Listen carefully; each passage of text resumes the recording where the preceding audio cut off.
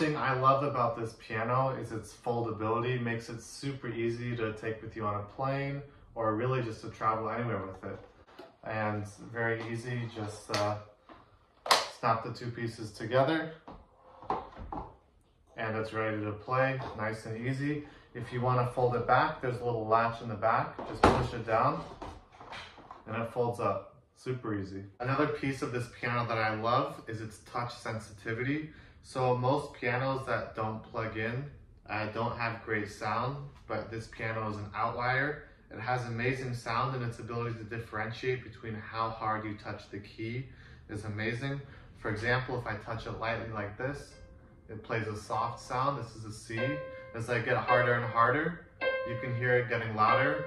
Many pianos that don't plug in struggle with this concept, but this piano does it perfectly. I'll demonstrate it again with the chord. Right now I'm playing a C chord very softly. But as I get louder, it clearly gets louder. This piano also has a few functions with it. So this is the on and off button right here.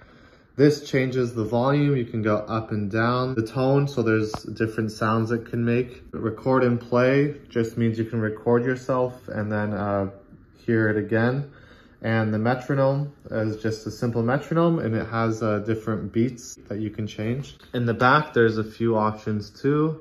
There's USB, the headphones right here. We have a sustain pedal on the very left and then an mic and MP3 in the middle.